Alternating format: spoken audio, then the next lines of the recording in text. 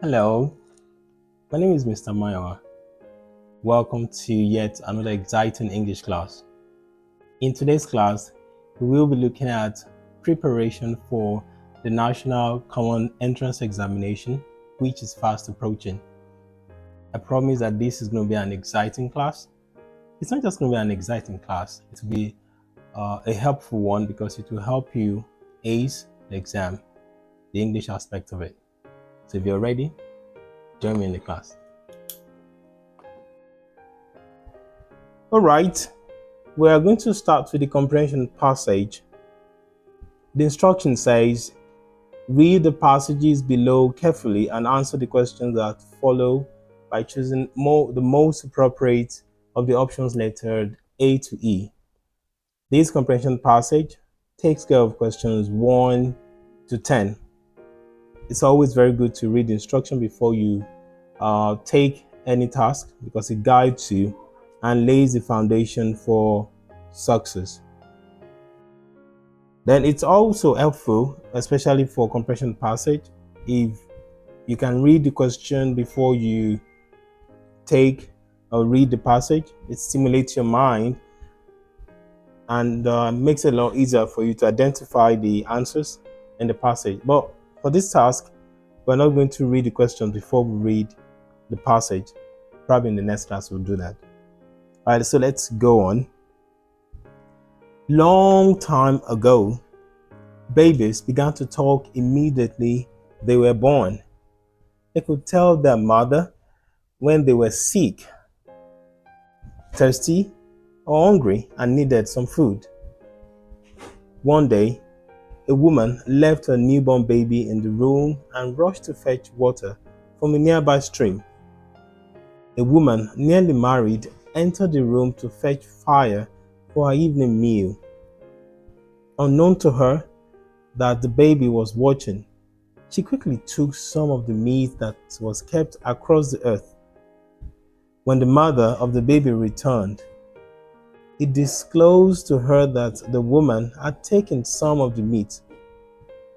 The matter was taken to the king, and the baby narrated how the woman hid the meat under her clothes before leaving the room.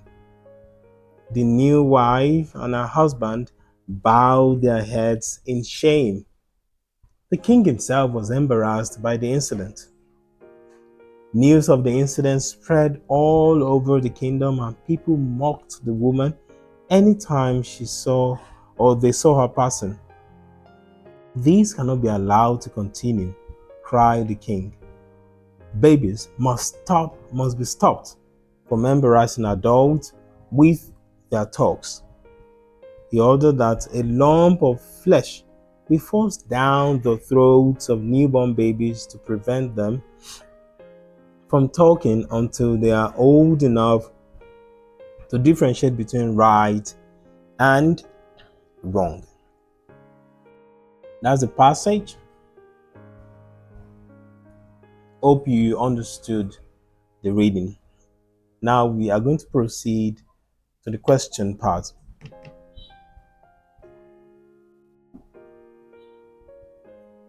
Ready?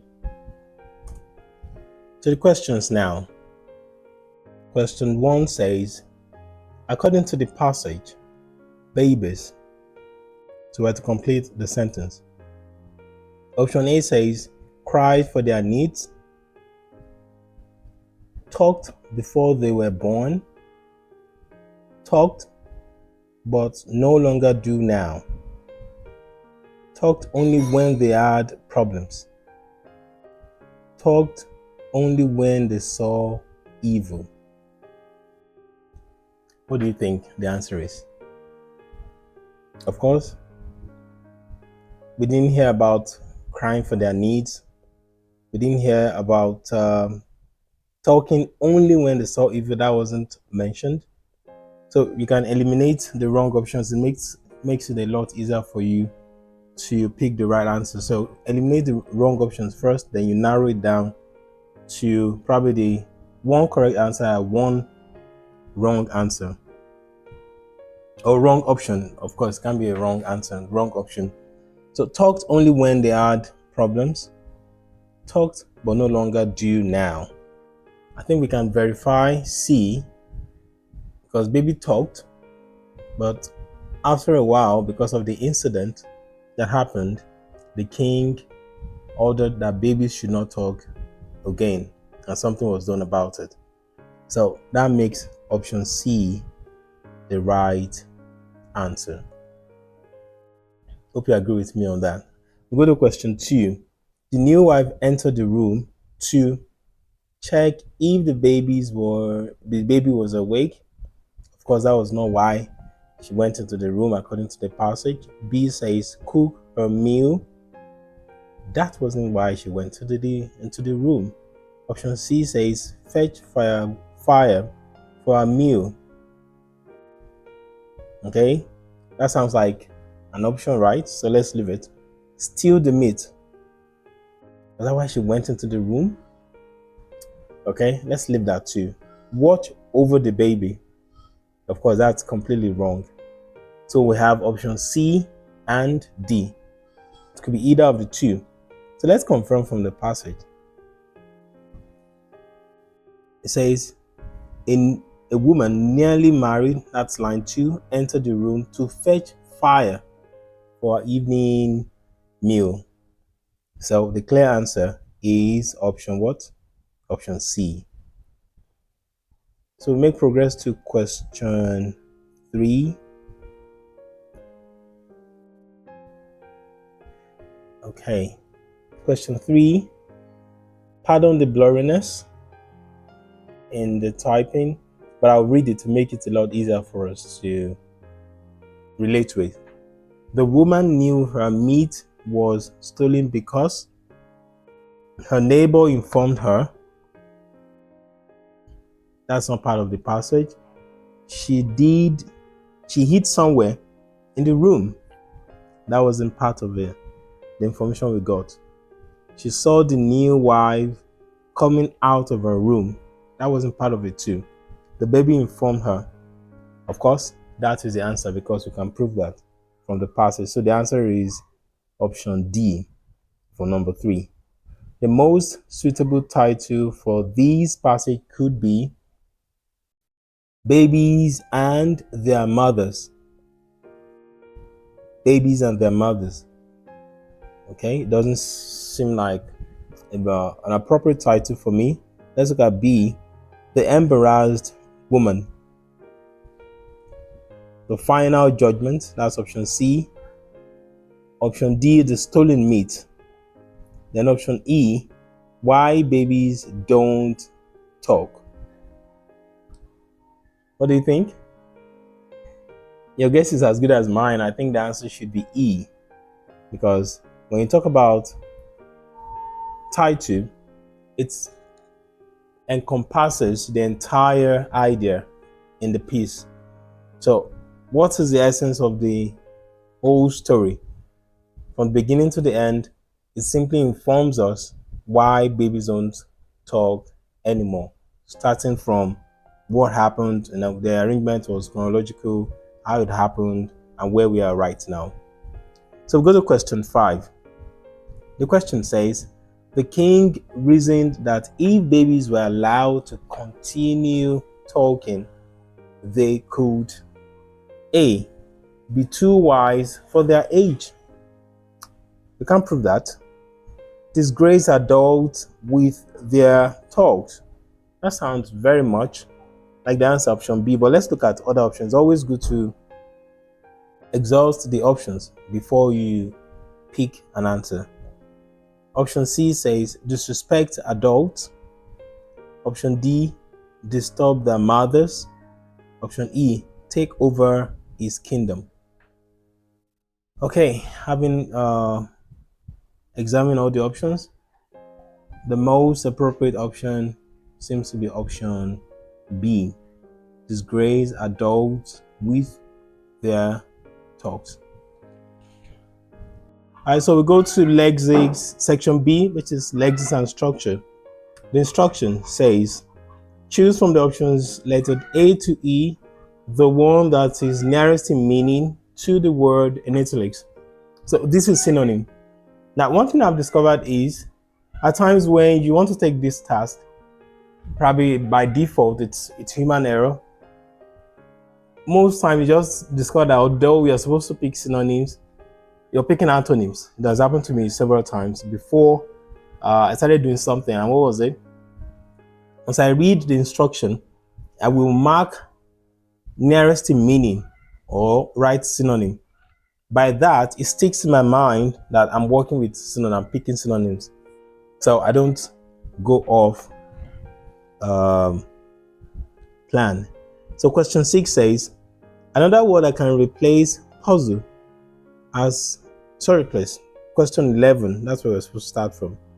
We found the missing items inside the cupboard in the store. Missing. Is it abandoned items? Is it forgotten items? Is it hidden items? Is it lost items? Is it neglected items? What do you think? I think the answer is lost. So we found the lost items inside the cupboard in the store. Question 12. The pupils are eager to go on holiday. The italicized word there is eager.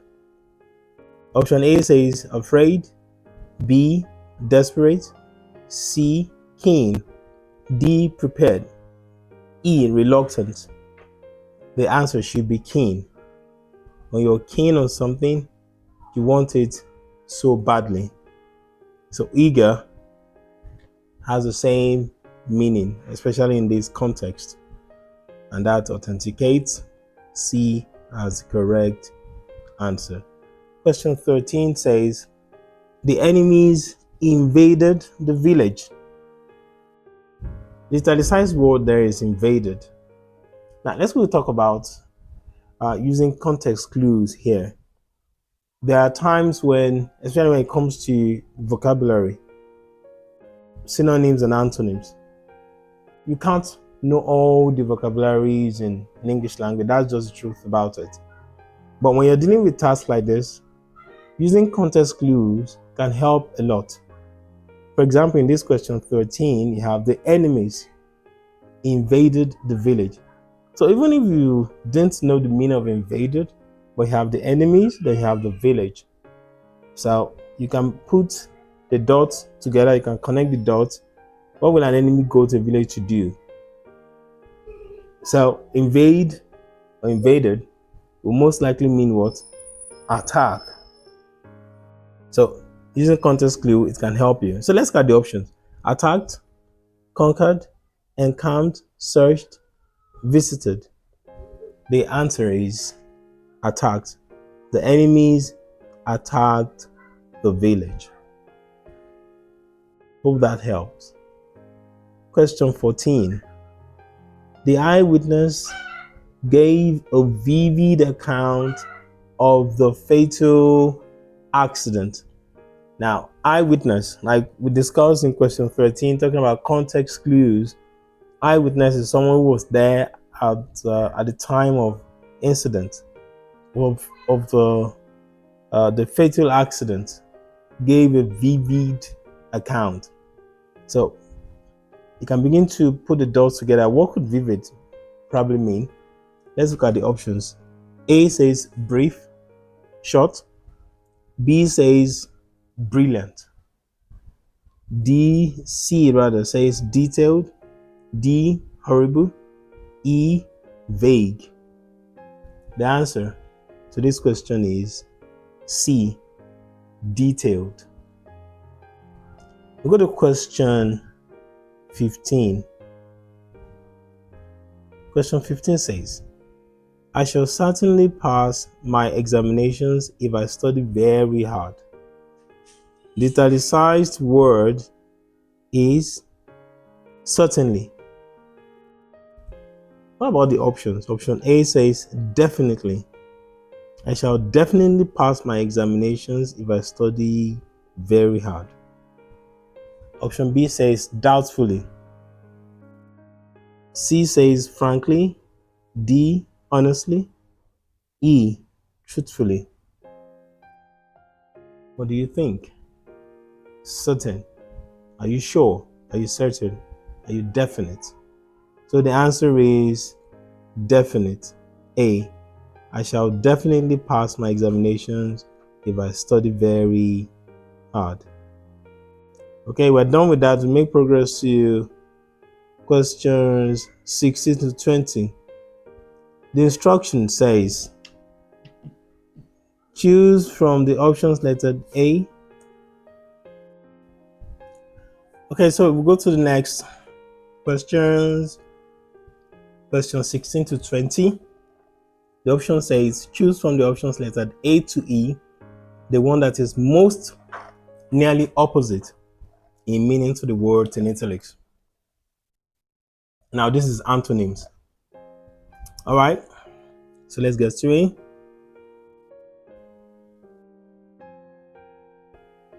Question 16 says, the child felt secured in his mother's arms. The italicized word there is secured. Remember, we are dealing with opposite. Abandoned. Option A. Option B. Comfortable. Go option C. Detached. Option D. Protected. Option E. Unsafe. What do you think is the opposite of secured? Is unsafe. So the answer is option E. We go to question 17. The soldiers retreated when their commander was shot. The soldiers retreated when their commander was shot. What is the opposite of that? Option A, advanced. B, begged. C, disappeared. D, mourned. E, surrendered. What do you think? The answer is A, advanced. Question 18. The criminal did not show any sign of guilt during interrogation. The italicized word is guilt. So, what is the antonym? Forgiveness, innocence, regret, repentance, weakness. What do you think the answer should be? The answer is repentance. That's the opposite of guilt. Repentance. And that is option D.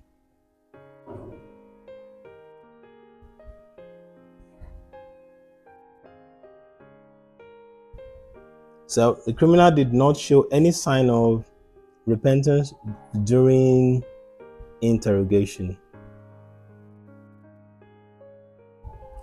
All right. Question 19. The question says, he was elevated from his hard work. Option A. First of all, the italicized word is elevated. Now, option A says demoted. B, praised. C, punished. D, rebuked. E, rewarded. What do you think the answer is? The answer is demoted. Elevate, demote. We go to question 20. Question 20 says, the comforting word sends him to sleep. The italicized word is comforting. What is the opposite of comforting? Option A, angry. B, consoling. C, disturbing. D, pleasing. E, reassuring. What is the opposite of comforting? It should be option C, which is disturbing. All right, so we're done with that section. We're going to section C, which is structure. The instruction for section C says, complete each of the following statements with the most appropriate of the options lettered A to E. We're dealing with numbers 21 to 40. Question 21. Of the three cars, my uncle's is the dash expensive. Now, what's the answer here? The right answer is B, which is most. What is the reason? You're comparing three, and that takes you to the superlative comparison. And the superlative comparison of expensive, because expensive is more than one or two syllables, and once you have more than two syllable words or adjectives, it takes more for comparative and take most for superlative. So the answer is B. 22. I dashed some gifts from my friends. Received. Okay, here we're looking at spelling. Okay, so the focus is on spelling rule here. So the answer is A. The answer is A. After C, E comes before I. So that's the spelling rule that you can also apply it to other situations like this. Question 23. The child is suffering from malnutrition. It's another spelling task. Mal, M-A-L. Then you have okay. Look at option C, M-A-L, malnutrition. Although you have the confusing part here is the shun part. There are some words that end with S-I-O-N and they sound shun, and some still end with C-I-O-N and still sound shun. So you need to familiarize yourself with these word endings to scale questions like this. But for this particular question, the answer is option C. Malnutrition is spelled M-A-L-N-U-T-R-I-T-I-O-N. Thank you. We go to question 24. Question 24 says, Okon has a dash bag. Now, if you notice, we have three adjectives after one another. Now, what this is testing is what is called order of adjectives. Order of adjectives. So what does that mean? It means that you want to describe something and you have more than one adjective to describe. So, like we were saying, order of adjectives is when you have something you want to describe and you have more than one adjective to describe that particular thing, probably because of how fantastic it is. There is a mnemonic that helps you order or arrange the adjectives, because you don't just dump the adjectives there. It's called Nosascomp. Nosascomp. Okay, probably in one of our classes we'll treat that separately so that you can then give you practice questions on it so that you can become quite familiar with it.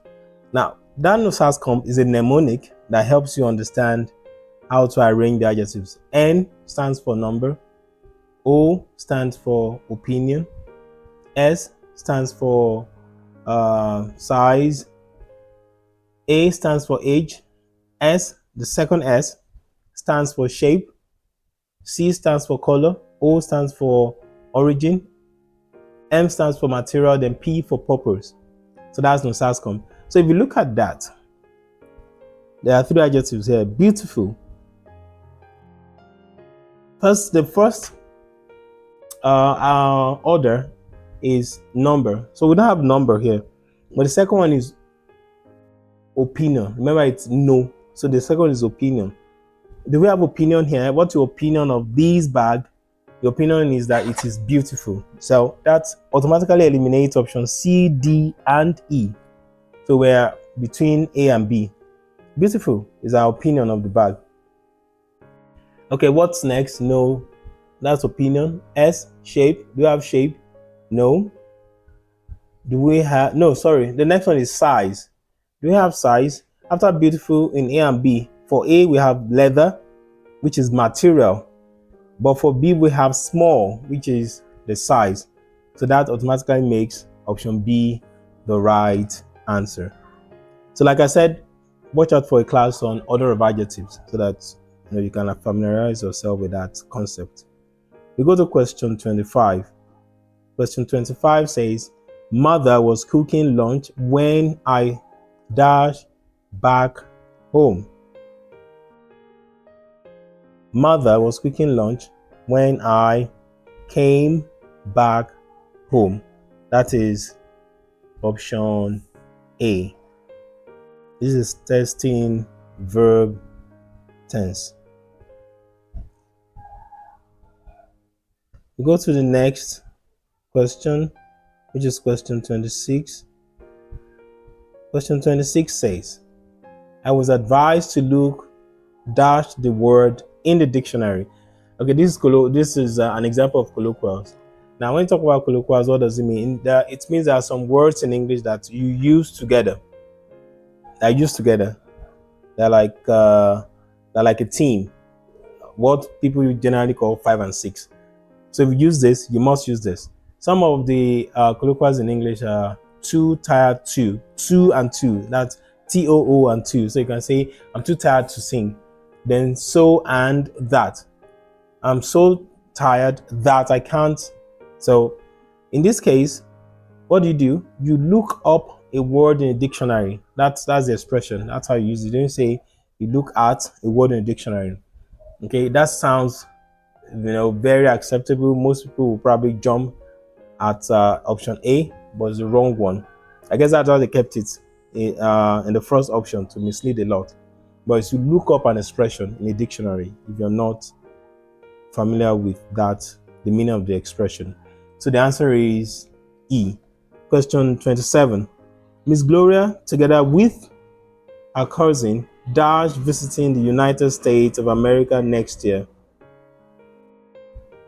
Now, together with her cousin is a prepositional phrase. And this is testing concord, which is subject and verb agreement. In this sentence, the extra information, which is together with her cousin, does not change the number of the subject. The number of the subject remains singular because you're talking about one person, Gloria. So the verb that you're going to choose must also be a singular verb. And if you look at the options, are is plural, has been, will not fit because you're talking about next year. And that makes the plan futuristic, which makes option E the most appropriate. So the answer would be E, and the sentence is, Miss Gloria, together with her cousin, will be visiting the United States of America next year. 28. Abraham is thirsty. Now this is question tag. Question tag has a very simple principle. If the statement is positive, the question tag will be negative. If the statement is negative, the question tag will be positive. That's the simple rule that governs question tag. So if you look at this statement, Abraham is thirsty, is a positive statement because there's no not there and we don't have another negative word. We only have the subject, the linking verb, and the predicate adjective, which is describing the state of being of Abraham. So what is the question tag since the statement is positive?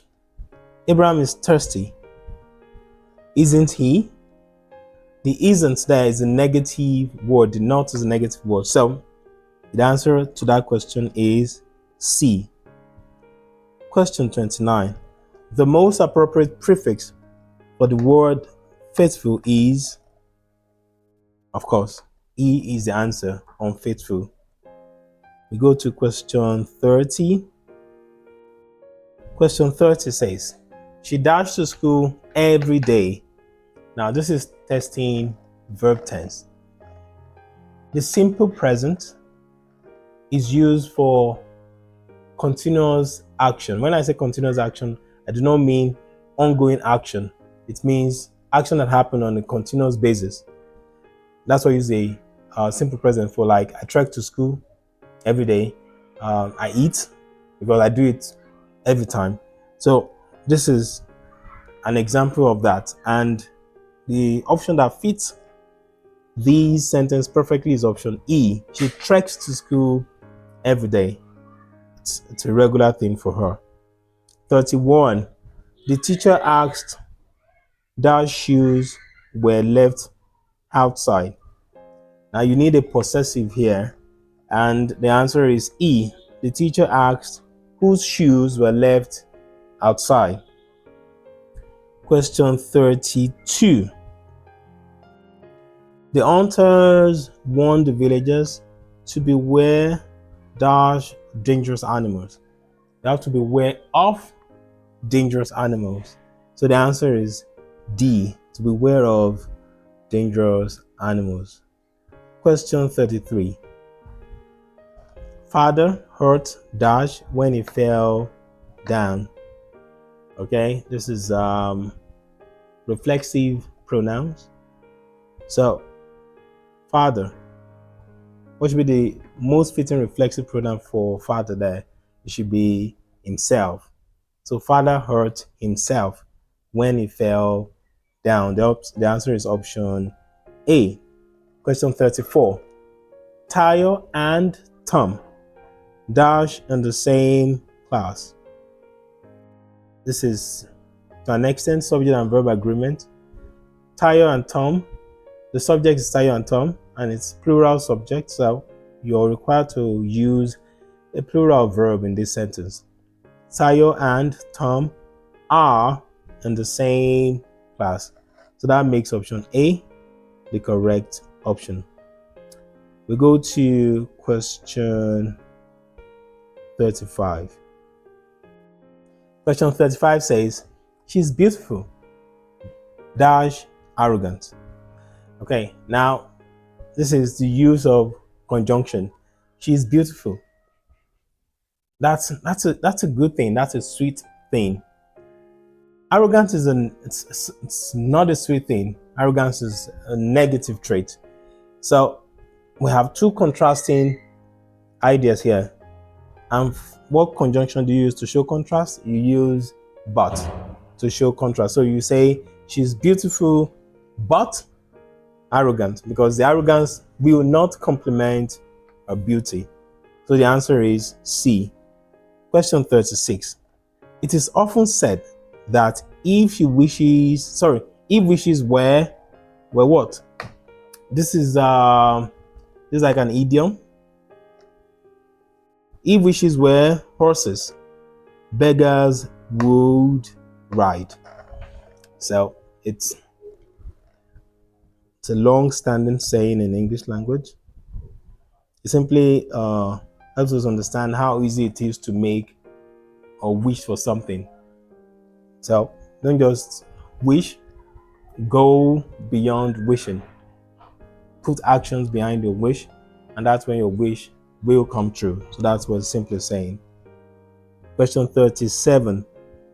The robbers ran out of the room when they saw the police. Okay, well, you pick the most appropriate adverb. Of course, it can be angrily. It can be forcefully, gradually, because police is coming. So they can't be sluggish about it. So they must have quickly ran out of the room when they saw the police. So the answer is D. Question 38.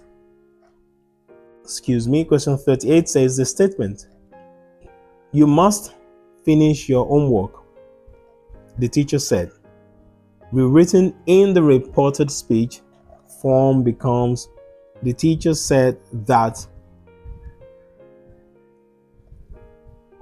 he could finish he might finish is no, he must have finished I must finish my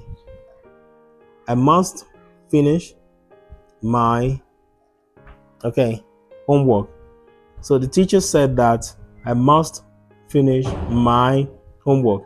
The statement, you must finish your homework, the teacher said, in reporter speech would be, the teacher said that I must finish my homework. So that makes option E the right answer. Question 39. That's the penultimate question. So we're almost done. Question 39 says the statement, the cat ate the meat, rewritten in the passive form, becomes the meat. What should the answer be? Was eaten by the cat. Now, talking about subject and verb, this passive and active voice, we'll have a video that will treat the rule comprehensively so that we become familiar with these grammar topics. Question 40, which is the last question. You've done well staying tuned till this time. Okay, question 40 says, indeed, dash an examination without adequate preparation could lead to failure. Indeed, writing an examination without adequate preparation could lead to failure. Indeed, to be writing, indeed, to have been writing, to have written, to write. Indeed, writing an examination without adequate preparation could lead to failure. So the answer there is option E. It's a gerund. So it fits in perfectly because gerunds function as nouns. All right. Well done for staying tuned. We've come to the end of the questions. And like we said from the onset, we said you're not just going to find it entertaining, you're also going to find it helpful, in that it will help you ace the common entrance examination that you're preparing for. So how is that going to happen? How is it going to help you ace the exam? One thing you should note is that the National Common Entrance Examination has a peculiar structure. You have the comprehension passages, you have the synonym and antonym part, then you have the Lexis part. You understand? So familiarizing yourself with the structure, prepares you for what is coming. And now if you put into practice some of the principles we've discussed in the process of reviewing these questions that we did, it will help you to actually not see the exam as a strange one, but as one that you're familiar with, and you derive confidence in the fact that you're familiar with the setting, and success will come your way.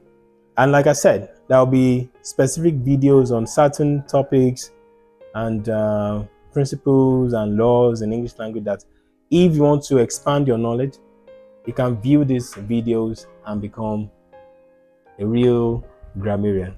All right, for now, I say thank you and stay tuned for more interesting videos on this channel. Bye.